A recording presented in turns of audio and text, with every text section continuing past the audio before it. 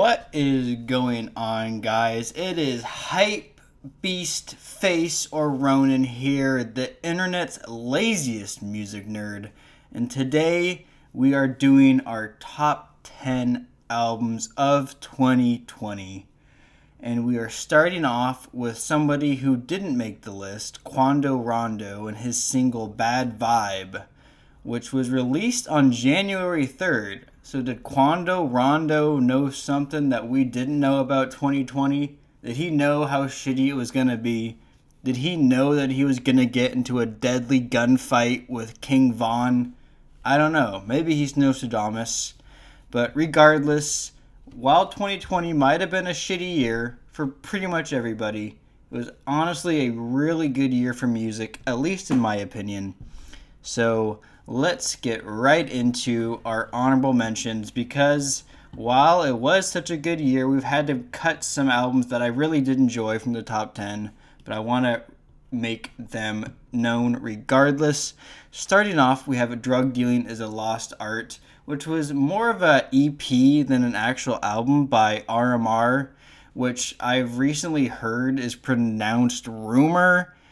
I've never seen anyone actually call it Rumor besides like internet reviewers. I'm still going to call him RMR. Regardless, I think he's incredibly talented. This was a great step in the right direction for his career, mixing the country and the hip hop and the what you knows, and I can't wait to see what he does next. The single off this album, I'm Not Over You, one of the couple singles, obviously Rascal and Dealer were also singles, but I'm Not Over You, probably my top songs of the year. I can't wait to see what RMR or Rumor does next, whatever his name is. Next up in honorable mentions, we have IDK and Friends 2, the sequel to IDK's previous mixtape, IDK and Friends. This mixtape was a little hit and miss, but all the hits were extremely good. Mazel Tov of ASAP Ferg, Square Up with Juicy J, Bulletproof with both Denzel Curry and Maxo Cream, and then Tooth Fairy with some Ronnie J production were all amazing. Extremely good songs. Most of them got into some of my exclusive playlists. I know that's a big honor. So shout out IDK. And in our final honorable mention is Heaven or Hell, the debut album from Don Toliver. Don Toliver really crushes this, and this kind of really cemented his place in the mainstream, with After Party being one of the biggest songs on the radio this year, at least that's what I noticed. My favorite song was Spaceship featuring Sheck West. I can't wait to see more from Don Toliver, who has probably one of the most unique vocals in hip-hop R&B at the moment right now, and I really do enjoy it. But now we're going to get into the actual top 10. Starting with number 10, Florida Jit by Smoke Perp. Probably the best trap album of the whole year. We have Smoke Perp combining with producer Ronnie J pretty much throughout the entire album, someone that he is very good friends with and has had a lot of production from in the past. But this is, I believe, the first project where Ronnie J has actually combined with another artist to do a complete Metro Boomin type collab album, even though later in the year he did one with Riff Raff, which was pretty interesting, even though it did have a couple good songs. Definitely not as good as Florida Jit from Smoke Perp. Smoke Perp has definitely cemented himself as the better of the duo from Lil Pump, who has kind of just completely fallen off the map after his insane MAGA antics. And I don't know if you guys have seen recently, but apparently he's gotten banned from JetBlue Airlines for refusing to wear a mask. So Lil Pump, he's down, falling off. Smoke Perp, despite his interesting freestyles, I'm a motherfucking stoner. I'm a motherfucking boner. I got a motherfucking boner. Is definitely starting to cement himself as probably the best of that super loud, over ridiculous, bassy Florida type music. And Florida Jit is probably the best example I've seen of it since his Dead Star album. She won't wipe for me because she know I got that fish girl. Peep the Louis, peep the Gucci, gotta peep the... Next up, we have I Disagree from Poppy. Boy, was this probably my biggest surprise of the year. If you guys don't know who Poppy is, she's had a very interesting come-up story sort of a controversial one where she was groomed, so to speak, by this guy who, like, his job was to, like, find girls and make them pop stars. A very weird and kind of disturbing origin story where he's recently given up on Poppy and found a new, like, young girl to groom as a new pop star. Dude's kind of a weirdo, but since Poppy has gotten rid of him and moved on in her own direction, she has made a very interesting, and to me, I've not heard anything like this, combining like kind of really hyper modern pop with heavy metal in what might be the craziest, most shouldn't be as good as it is album of the year. I Disagree by Poppy has some really poppy moments. It's like, wow, this could be a Katy Perry song. And has some super heavy metal song. Like, is this a Cannibal Corpse song? It's fucking insane. It's balls to the wall crazy. There's no reason this should be as good as it is, but somehow she's able to combine two genres that historically haven't meshed well and mesh them perfectly well. So give my favorite song of this album a shot. Blood Money. Very catchy, shockingly catchy, and here it is. When nobody is watching, what do you believe? Keep telling yourself that you've been playing nice and go back for forgetting. Next up, we have Shoreline Mafia's Mafia Business. I don't know if they know how to spell business correctly, but regardless, we have a really good entry from Shoreline Mafia into the West Coast, kind of mixed with the 3/6 kind of darker trap sound that they've really been able to capitalize on. And this is probably my favorite output they've ever done. And I've heard rumors that this might be their last output, that they're possibly going to start going more solo directions afterwards. And if that's the case, I'm fine with that, because their final entry into the music scene was shockingly very consistent. Lots of great songs, lots of great features from other West Coast artists like Draco the Ruler, O3 Greedo, YG.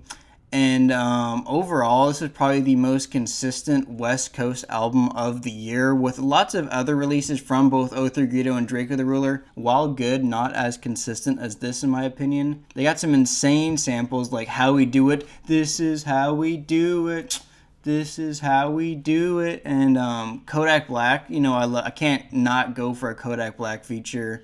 Overall, I believe the deluxe version also really complemented it well. All these songs were great additions, and my favorite actually being from the deluxe, Backdoor with a solo Master Kato song. Give it a listen.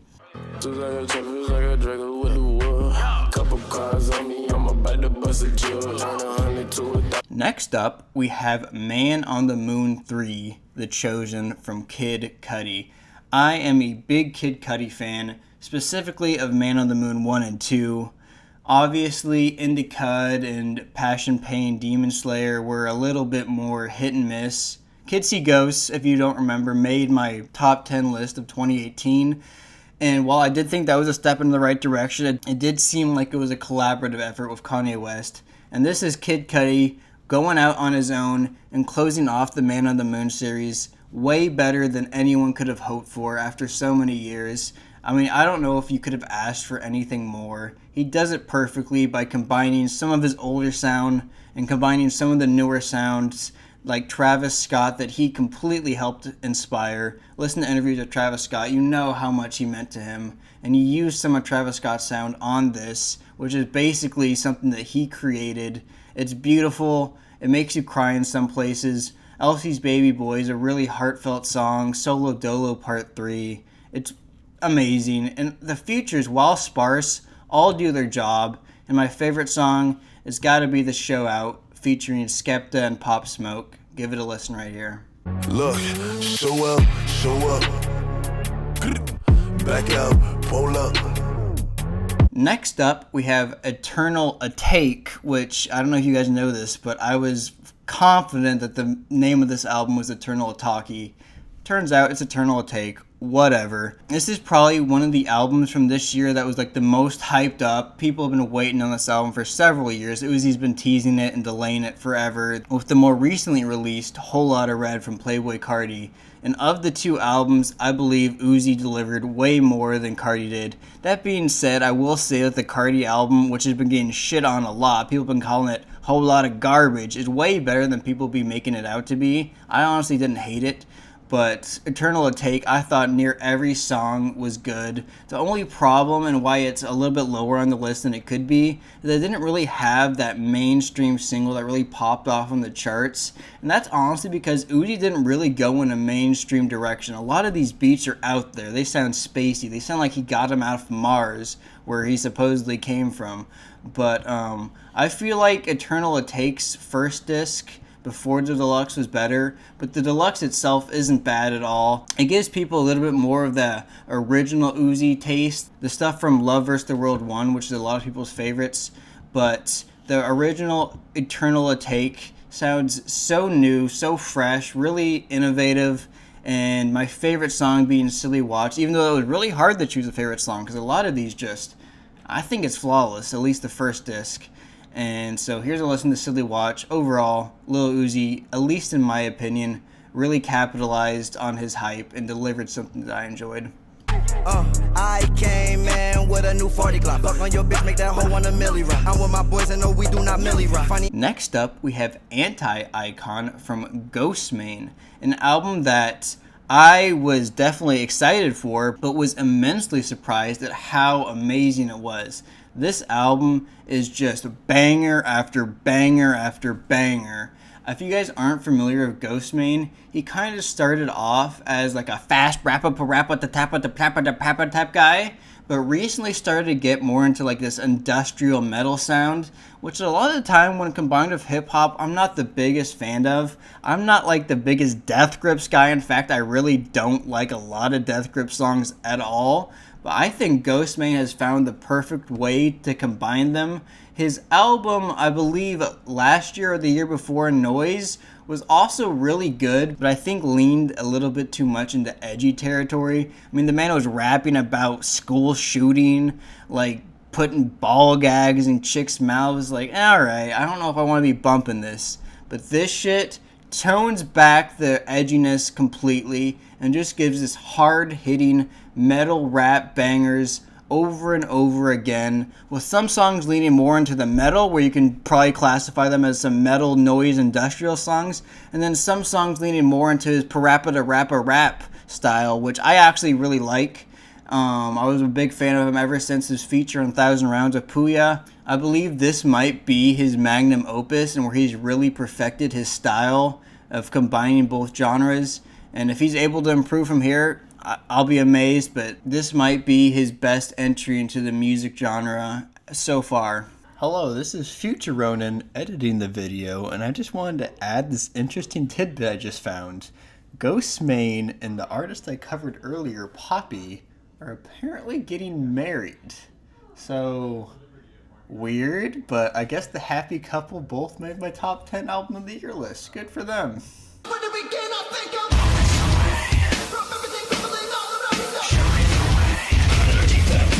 Next up, we have From Beyond the Grave by Bones.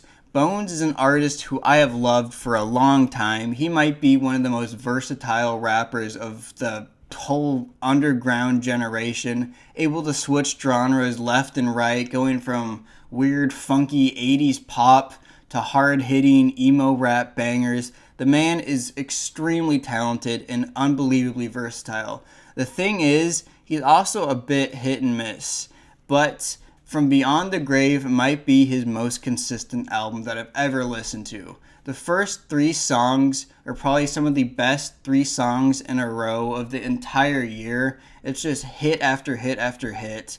Everything he does on this album is perfection, at least in my opinion. He takes all of his talents and uses them to the max. He doesn't lean off into any kind of weird, direction. Everything he does is purposeful, and the album overall is thankfully very short, condensed, and everything he put on here was good. Nothing is skippable. I love that he is able to release an album like this far into his career, because I don't know if you guys know, Bones has been releasing these type of albums that are really long for a long ass time, from like way back in 2013, but even since then, I think this might be his best work.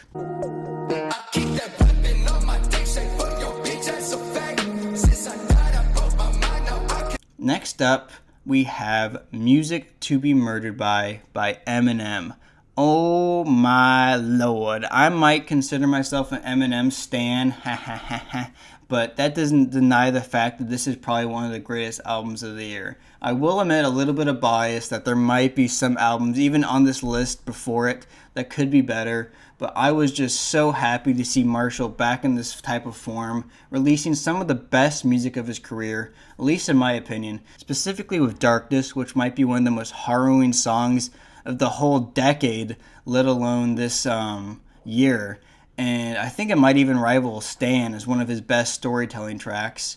Absolutely amazing song that really hits you in the guts. And that's not even mentioning some of the more funny tracks that we have on here, like Stepdad, Mars, Little Engine, stuff that really harkens back to his Slim Shady days. And that was just on the first disc. And recently, he released the second disc, which goes even further back into his more classic sound with stuff like Tone Deaf, Alfred's Theme, Discombobulated, literally sounding like they're cuts off of stuff like Relapse, Slim Shady LP, Marshall Mathers LP, and I am so proud of him. I'm glad that he's really cementing himself as the GOAT. I don't think anyone can top him at this point with how consistent he's been over the last 20 years.